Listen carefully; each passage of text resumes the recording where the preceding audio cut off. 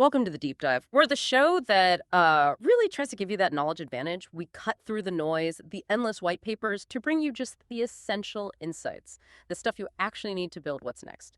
Okay, let's unpack this. Today's deep dive is honestly pretty critical if you're building or, scaling an AI native startup. We're looking beyond right now, peering into 2026, specifically at Google's next gen infrastructure stack.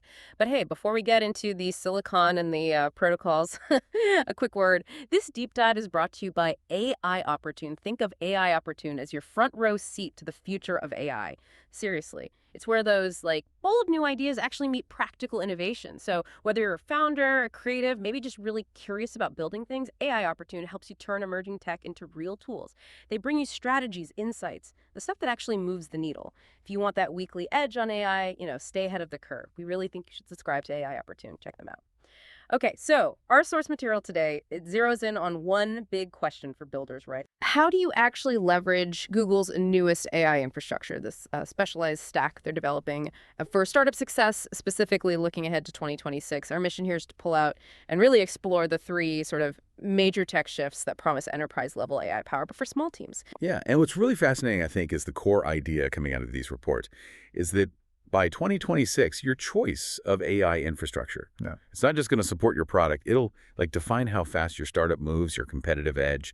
The sources really point to Google's stack, TPUv8 power, the agent-to-two agent plus protocol for coordination, and this AlphaChip 2 thinking democratizing high-end AI.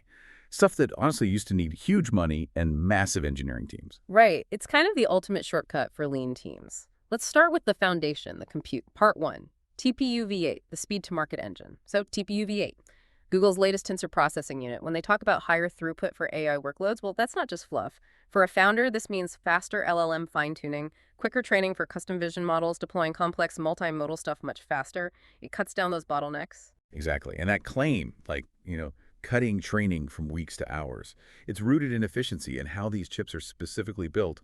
Unlike, say, general-purpose GPUs, TPUs are designed for those dense matrix maths that are core to deep learning.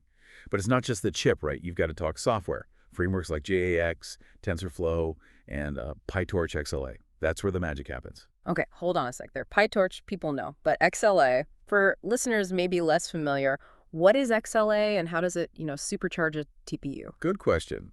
XLA is accelerated linear algebra.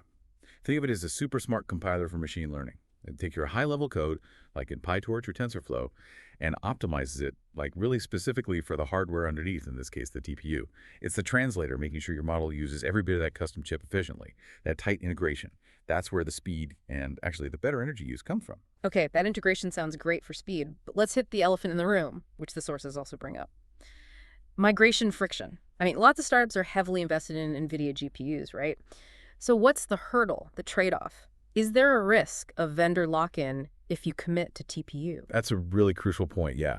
The risk is definitely real. You're essentially trading the sort of well-known simplicity and portability of the GPU world for specialized performance. And while the TPU ecosystem is growing, that $12 billion annual revenue forecast for Google Cloud's AI infrastructure, mostly from TPUs, is proof it's still true that the talent pool fluent in PyTorch XLA, JAX, optimizing for TPUs, it's smaller. So startups have to weigh that, the upfront engineering effort, potential lock-in, versus that massive competitive advantage of slashing training times. That $12 billion number does suggest the market's shifting, though.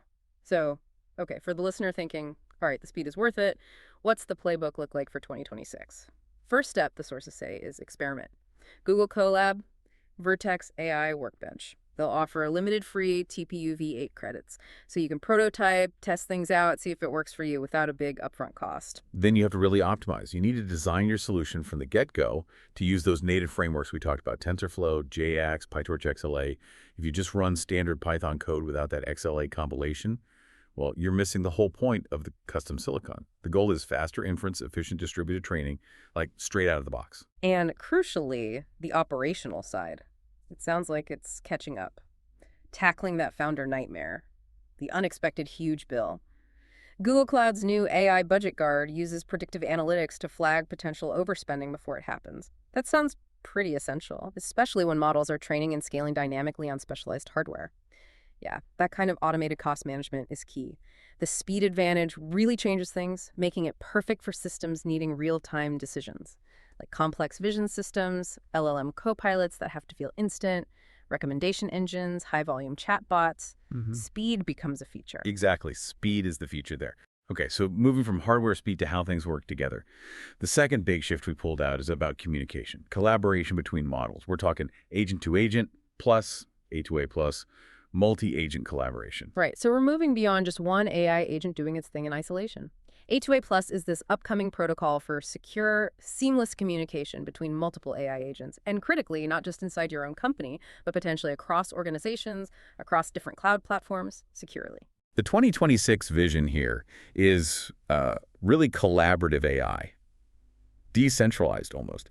Startups won't just have an AI agent. They'll deploy teams of specialized agents. Imagine like one agent scanning competitor pricing, feeding data to another agent, optimizing your supply chain, which then tells a third agent to send out customer shipping updates. They talk to each other, automate complex chains of tasks running constantly. That sounds incredibly efficient. And the sources back it up, right? Those early enterprise pilots using A2A Plus workflows showed, what, over 40% improvement in operational efficiency? That's huge. It is a massive leap in productivity. But, that 40% gain doesn't come free. You're trading that single agent simplicity for, well, asynchronous complexity. We have to admit, managing failures in a system with lots of interacting agents is way harder than with just one. That's the critical challenge, isn't it? If A2A Plus lets agents talk across companies, maybe in sensitive areas like health tech or fintech, what are the big hurdles? Security, compliance, auditing. How do startups guarantee trust and data integrity with this protocol? Well, the sources suggest A2A Plus is being designed with security baked in. Things like federated identity, cryptographic proofs. The idea is agents share verified outputs or knowledge, not the raw underlying sensitive data. Security is sort of built into the protocol itself. But for founders, the key is using those sandbox simulations in Google Cloud AI Studio first. Before you deploy a multi-agent system live, you stress test it in the sandbox, you check failure modes, audit the communication paths, make sure everything's logged and compliant. Got it. So for listeners prepping for A2A Plus A, step one is still mapping roles. Figure out those repetitive workflows ready for AI agents, lead scoring, compliance checks, maybe complex inventory stuff. Then you integrate. Use the A2A Plus APIs with open tools people might already know, like LangGraph or Crew AI. You need that layer on top to manage how the agents interact, the sequence dependencies, make it seamless. And the applications. They sound transformative. Like dynamic CRMs doing lead routing automatically, fully automated data pipelines adapting on the fly, e-commerce with truly personalized experiences because sales, inventory, marketing agents are all talking in real time. Okay, pillar 3. This one's maybe more conceptual, but potentially really powerful for, future-proofing. AlphaChip 2 principles, AI, optimizing AI infrastructure. AlphaChip 2 is Google's latest AI design chip. AI designing its own hardware, pushing boundaries. But the key for startups isn't building custom silicon. Almost no one will do that. It's adopting the mindset, using AI to optimize your own AI infrastructure. Exactly. Applying this principle means your operational efficiency could improve dramatically because the infrastructure starts managing itself. By 2026, founders could use AI to tweak cloud resource allocation in real time. Not just basic auto-scaling, but truly adaptive management based on latency needs, predicted loads. You can even apply reinforcement learning to automate scaling, network routing, optimizing for latency, all dynamically. Think of your cloud setup as like a self-healing system. And for teams building new models using AI-assisted architecture search, NAS could seriously streamline development. Okay, neural architecture search, NAS. What exactly is that, and how does it save a startup actual money, not just development time? Great question. NAS is basically using an algorithm, another AI, to find the best design for your neural network. Instead of, expensive human engineers manually trying out hundreds of different model structures, layers, connections, all that.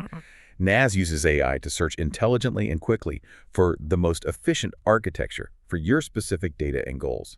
It cuts down way down on the compute cost of all that trial and error and the engineering hours. So you end up with leaner, more efficient models trained with less compute, which is absolutely critical for smaller, cost-conscious teams. Makes sense. And this principle sounds especially relevant for edge computing, right? Where power and latency are everything. The sources list clear use cases: edge AI, robotics, smart IoT systems, distributed AI networks, energy-efficient inference.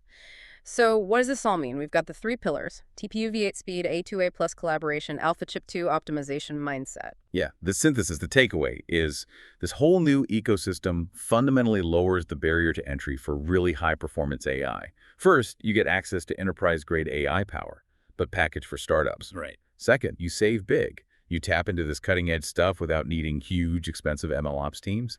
And third, maybe most importantly, you get speed.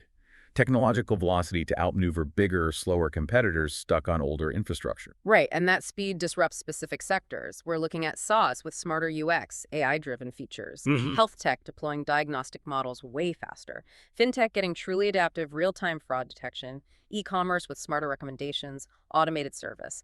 Absolutely. So for the founders, the tech leads listening, there are concrete steps you can take now to get ready for 2026. One, start playing with TPUv8 on Google Colab Pro plus AC.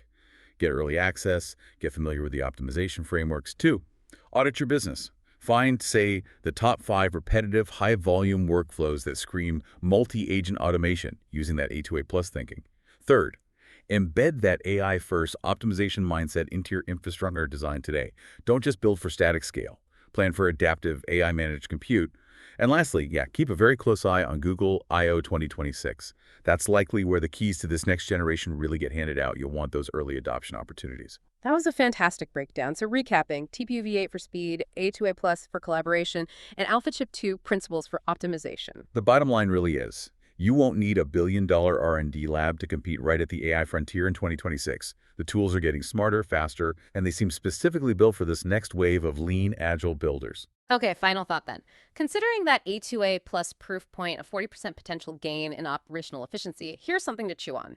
What single workflow in your business right now, maybe customer acquisition, data processing, back-end ops, could you realistically hand over entirely to autonomous collaborating agents if the secure A2A plus protocol was available today?